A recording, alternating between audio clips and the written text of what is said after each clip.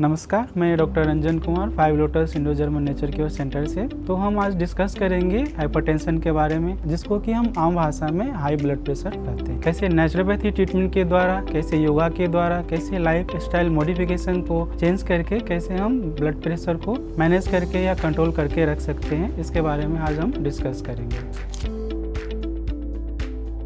तो फर्स्ट है जेनेटिक के कारण भी ब्लड प्रेशर बढ़ सकता है। Another one is obesity. वजन बढ़ने से बॉडी में रेनिन का सिक्रेशन ज़्यादा होने लगता है, जिसके कारण भी ब्लड प्रेशर बढ़ना शुरू हो जाता है। एक वायरस होता है, अगर वो वायरल इन्फेक्शन होता है जिसका नाम है साइटोमेगालिस वायरस, इसके इन्फेक्शन के कारण में भी ब्लड प्रेशर बढ़ना शुरू हो जाता है। स्मोकिंग की हैबिट है, बॉडी में अगर मेटल टॉक्सिसिटी ज़्यादा बढ़ रही तो भी ब्लड प्रेशर का एक कारण बन सकती है।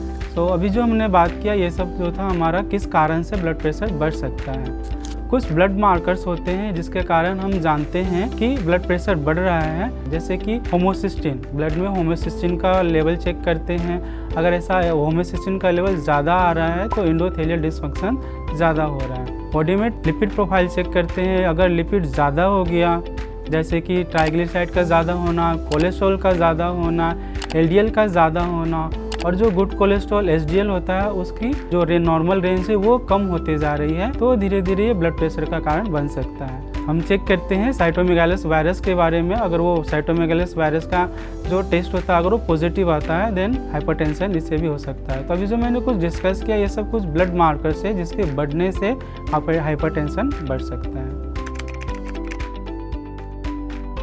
अभी हम डिस्कस करेंगे इसके कुछ सिम्टम्स के बारे में कि कैसे हम पहचानें कि इनको हाइपरटेंशन हो सकता है या नहीं हो सकता है। तो सिर दर्द होना, गर्दन के पीछे दर्द होना, चक्कर आना, वोमिटिंग जैसा फील होना, डिजीनेस जैसा फील होना हाइपरटेंशन के सिम्टम्स है। कभी कभी ये एसिम्प्टोमेटिक होता है लेकिन ये बहुत डेंजर होता है, जिसमें हमको अगर कुछ सिम्टम्स नहीं लग रहा है that is the very very dangerous thing. तो धीरे धीरे जब हम ब्लड इन्वेस्टिगेशन करते हैं, ब्लड चेकअप करते हैं तो हमको पता चलता है इनका ब्लड प्रेशर ज़्यादा हो रहा है। अभी हम कुछ नेचुरोपैथी ट्रीटमेंट के बारे में डिस्कस करेंगे। First hydrotherapy treatment. Hydrotherapy treatment में हम आइस मसाज यूज़ करते हैं। आइस मसाज का यूज़ हेड, नेक, स्पाइन में यूज़ करते हैं। ये एक एंटी हाइपरटेंसिव इफेक्ट होता है। वेटेड आइस कंप्रेस भी यूज़ करते हैं, हेड, नेक, स्पाइन में यूज़ करते हैं। ये भी अगर हम इसको 10 से 15 मिनट तक अगर यूज़ करते हैं तो within 10 to 15 minute it helps to reduce the systolic and diastolic blood pressure. Cold spinal bath is another modality of hydrotherapy treatment. Warm immersion bath 30 minutes के लिए अगर हम देते हैं तो ये भी हेल्प करता है सिस्टोलिक ब्लड प्रेशर को कम करने में और डायस्टोलिक ब्लड प्रेशर को कम करने में। Then we will move to the another step. कुछ सप्लीमेंट्स हम यूज़ करते हैं जो ब्लड प्रेशर को कम करने में, उसको मैनेज करने में, कंट्रोल करने में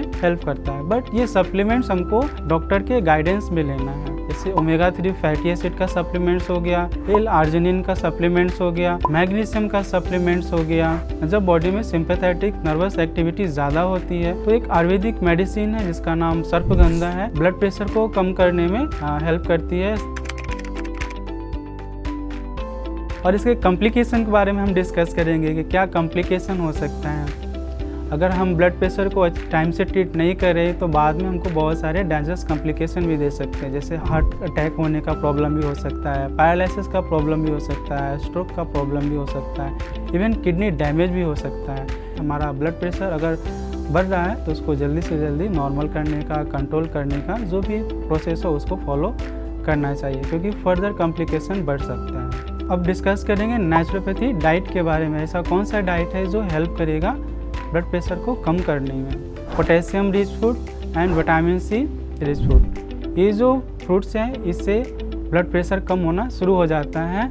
रिसर्च पेपर में ऐसा पाया गया है कि बीटरूट जूस में नाइट्रिक ऑक्साइड पाया जाता है। नाइट्रिक ऑक्साइड जो है वैसोडाइलेशन का काम करता है। जिस पेशेंट को ब्लड प्रेशर बढ़ रहा है, उनका कंट्रोल नहीं हो रहा है, तो beetroot juice it will help to reduce the blood pressure.